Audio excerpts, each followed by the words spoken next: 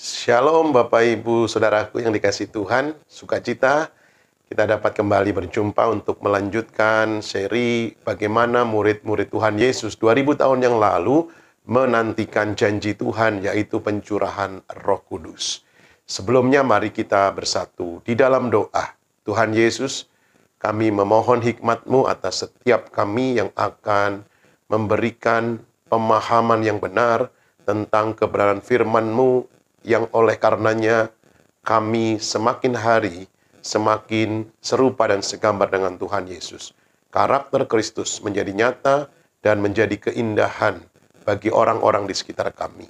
Kami siap untuk belajar firman-Mu saat ini dalam nama Tuhan Yesus Kristus. Haleluya. Amin. Saudaraku yang dikasihi Tuhan, sebelumnya kita telah membahas mengenai bagaimana murid-murid bertekun menantikan janji Tuhan. Di dalam Kisah Para Rasul, pasal yang pertama ayat yang ke-12, saya ulangi lagi untuk membacakan firman Tuhan buat kita semua. Rasul-rasul menanti-nanti. Maka kembalilah rasul-rasul itu ke Yerusalem. Dari bukit yang disebut Bukit Zaitun, yang hanya seperjalanan Sabat jauhnya dari Yerusalem. Setelah mereka tiba di kota, naiklah mereka ke ruang atas, tempat mereka menumpang. Mereka itu ialah Petrus dan Yohanes, Yakobus dan Andreas, Filipus dan Thomas, Bartolomeus dan Matius, Yakobus bin Alfeus dan Simon orang Zelot, dan Yudas bin Yakobus. Mereka semua bertekun dengan sehati dalam doa bersama-sama. Sebelumnya kita membahas bagaimana murid-murid bertekun menanti janji Tuhan. Saat ini kita akan membahas kata penting yang kedua di ayat yang ke-14. Mereka semua bertekun dengan sehati. Murid-murid sehati menantikan janji Tuhan.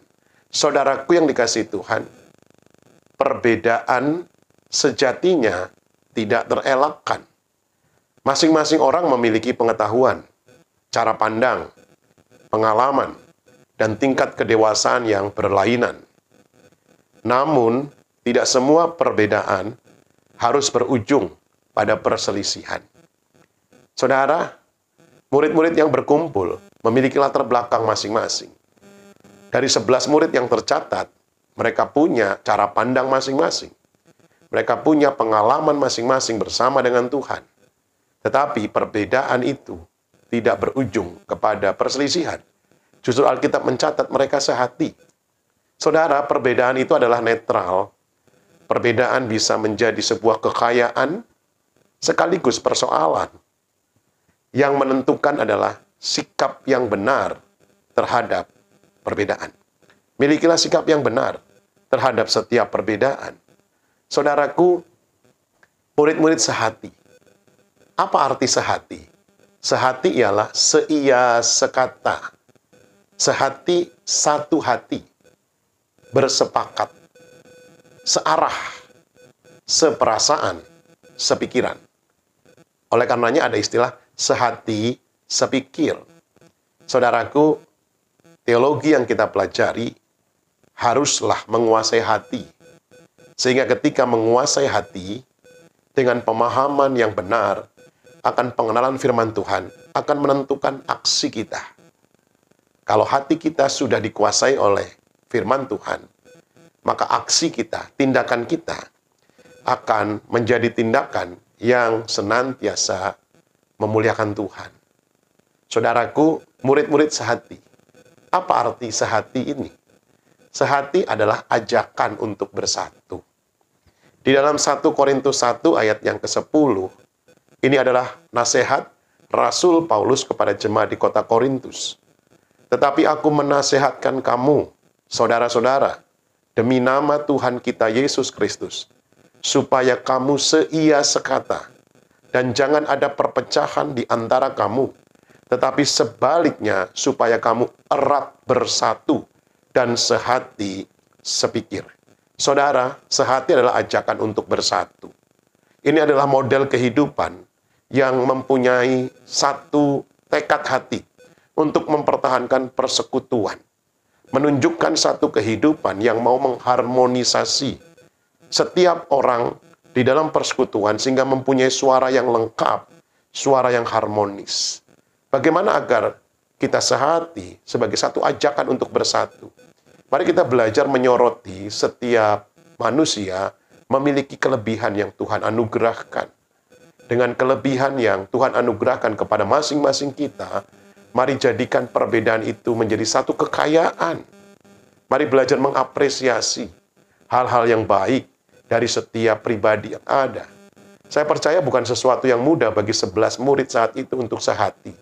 Tapi mereka belajar untuk memiliki satu tekad, mempertahankan persekutuan, mempertahankan komunitas mereka, mempertahankan satu kesatuan di dalam kehidupan murid-murid tersebut.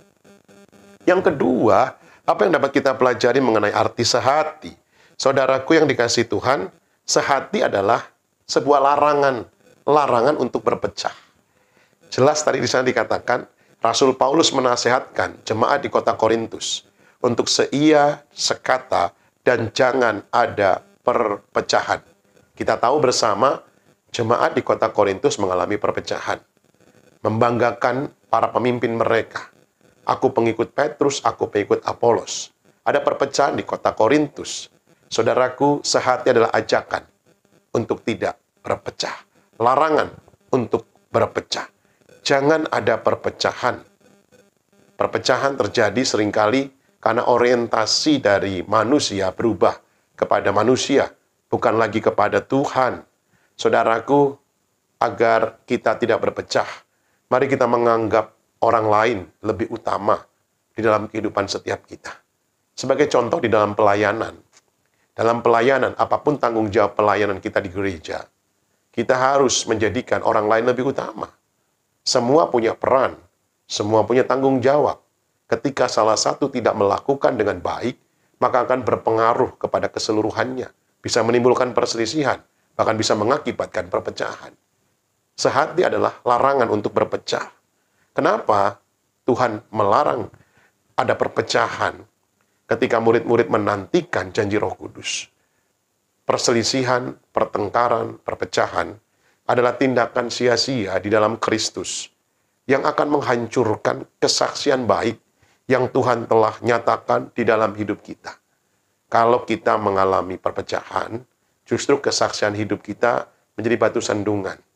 Perpecahan, perselisihan, pertengkaran terjadi karena sikap keegoisan kita. Mari kita belajar mendahulukan Tuhan di dalam segala aspek kehidupan setiap kita. Mari kita berorientasi hanya kepada Tuhan, sehingga terjadi kesehatian, seperti yang dilakukan oleh murid-murid. Yang terakhir, sehati adalah tekad. Tekad untuk sehati dan sepikir. Bagaimana agar kita memiliki tekad untuk sehati? Menunjukkan kesehatian adalah satu pola di mana menggunakan dasar pemikiran yang sama, yaitu kehendak Kristus. Mari kita sehati di dalam apa yang dipikirkan Kristus. Mari kita sehati apa yang dirasakan Kristus. Saudaraku, di dalam kesehatian, kita melihat ada satu kekuatan yang luar biasa. Murid-murid menanti janji Tuhan, menanti pencurahan Roh Kudus di dalam kesehatian. Doa saya, tetaplah sehati dalam kehidupan rumah tangga, suami istri. Tetaplah sehati dalam kehidupan bergereja. Tetaplah sehati dalam kehidupan pelayanan. Ada perbedaan di antara kita. Perbedaan adalah satu keniscayaan. Tapi sikap yang benar akan membuat perbedaan itu menjadi satu kekayaan. Jangan sampai perbedaan berujung pada perselisihan. Selamat berjuang untuk terus sehati di dalam Kristus. Sehati dalam pikiran seperti apa yang Kristus pikirkan. Sehati dalam perasaan seperti yang Yesus rasakan. Tuhan Yesus memberkati. Haleluya.